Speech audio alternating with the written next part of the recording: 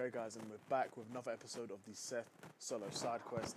I'm Seth from the Lonely Solo podcast, and this is episode 43 of my side quest. Now, this episode is going to be a touch different once again, and we're going to be mostly talking about basketball in this episode. Bit of a departure from the typical boxing, MMA stuff we normally talk about, but I think this episode will be just as good. And we're going to be talking about NBA legend, one of the GOATs of basketball, Kevin Durant. We're looking at some potential trade destinations for him. It's been a bit of a turbulent time for Kevin Durant in Phoenix. Of course, Phoenix had a really good start to their season, and like I said, good start to the season, and started the season with a record of 8-1 in the Western Conference. But since then, they've now lost 9 of their past 11 games, and their record is currently 27-31. Really not looking competitive at the top of the Western Conference at all, to be fair.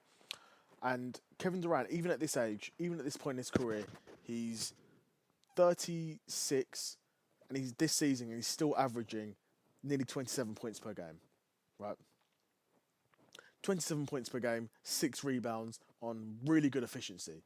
I wouldn't say really good, but still very respectable efficiency. Would still be one of the better three-point shooters. Well, still an above average three-point shooter / good three-point shooter at 40%. Shooting 53% from the field. Some good numbers there.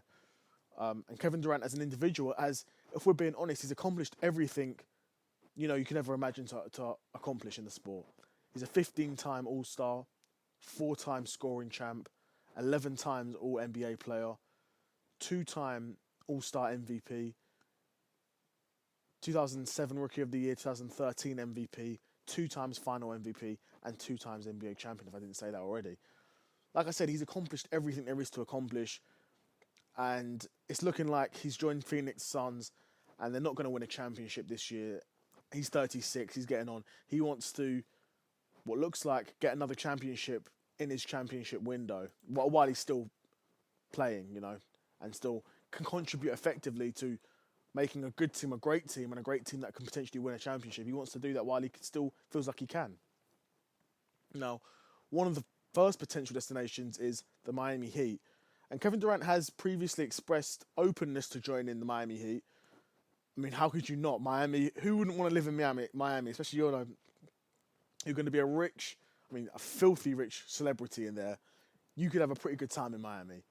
But above all, Miami's strong organizational culture and competitive roster could be a conducive environment for Kevin Durant's pursuit of another championship. And we look at the starting 5 for the Miami Heat.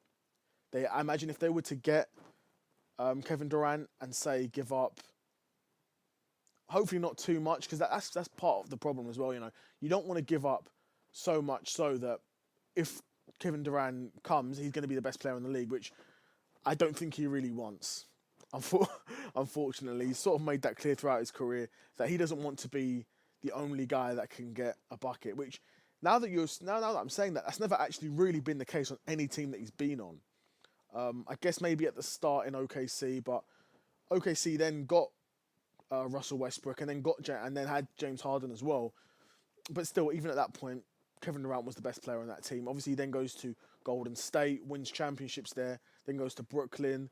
Some injury issues there. Their big three hardly played with each other, and now he's at Phoenix, right? But I'm assuming if he was to go to Miami Heat, they would at least have to keep Bam and Tyler Hero. So assuming Kevin Durant gets traded for Andrew Wiggins, which would be a crazy trade, but he would slot in that small forward position pretty well. And then they would have a starting 5 of Tyler Hero, Davion Mitchell, Kevin Durant, Bam Adebayo, and Khalil Ware. Which would be a pretty competitive starting 5 in my opinion, especially because the Miami Heat do have some bench depth with Duncan Robinson, Jaime Jaquez Jr., Terry Rozier, and Kevin Love. These are 4 guys that are able to come off the bench and contribute. Duncan Robinson can come off the bench. If he gets hot, he can knock down some threes, space the floor. Jaime Jaquez Jr., similar thing. He's another body there that can contribute on both sides of the court. Kevin Love's he's rubbed. But again, he's another big body that can catch some rebounds, score some layups. So Miami Heat isn't a bad setup for Kevin Durant, in my opinion. I think the Miami Heat would be a good fit, but it really just depends on the trade, depends on the setup. What are Miami Heat giving up? Because if they have to give up Bam or Tyler Hero, then that trade isn't really anywhere as near as valuable to both organisations, in my opinion.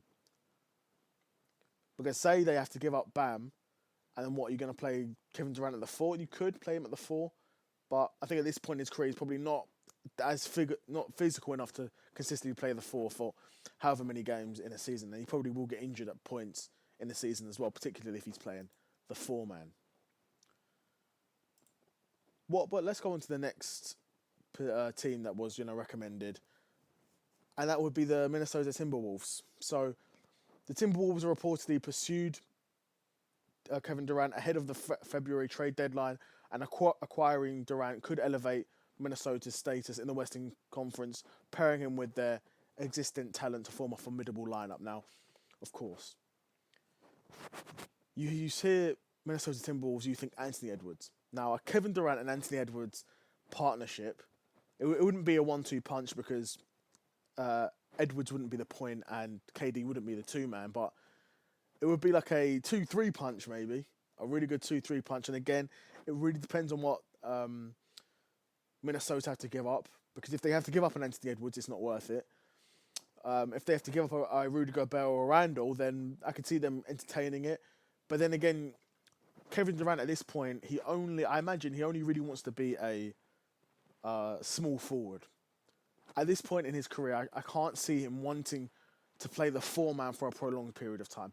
Maybe he put up for it for a season if, you're the Timberwolves and you're a top team contending, then maybe he'd put up with it, right?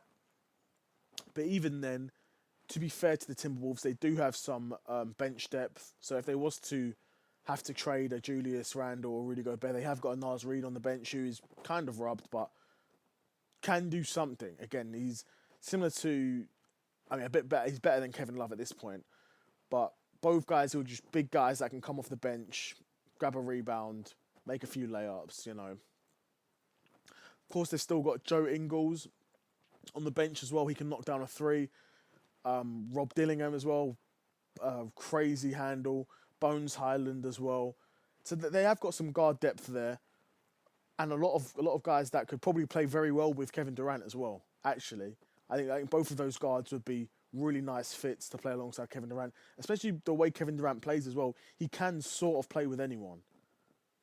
If he needs to be, even though he doesn't really want to be, if he needs to be the number one option, in terms of skill and ability, he's more than capable of doing that.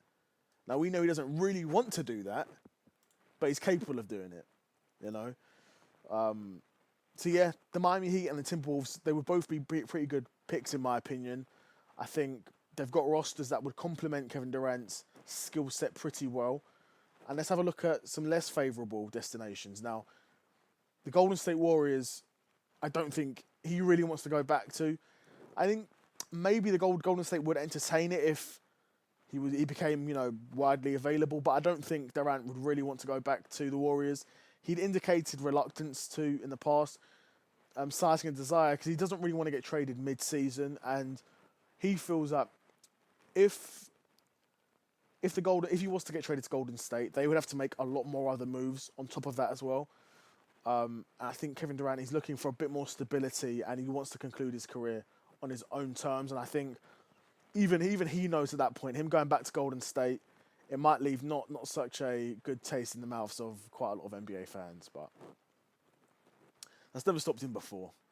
And also, obviously, goes without saying, franchises undergoing rebuilding phases or lacking an immediate competitive roster that probably won't align with Kevin Durant's objectives of wanting to maximise championship prospects in the short period that he's probably got left in the NBA. So that rules out a number of teams, a number of the rebuilding teams.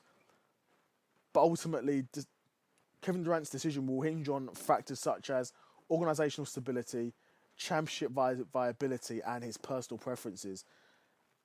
And, we all know Kevin Durant will want to end his career on a really high note. So let's see what decision he makes. Like I said, I think the Miami Heat and the Timberwolves are good picks for him. Good stylistic fits, cultural fits, particularly in Miami. But yeah, we'll see what decision what decision gets made, where he heads, and where he ends his career, and if Kevin Durant can win another championship before his career ends. But that's been it from me, episode 43 of the Seth Solo Side Quest, and I'm out. Peace.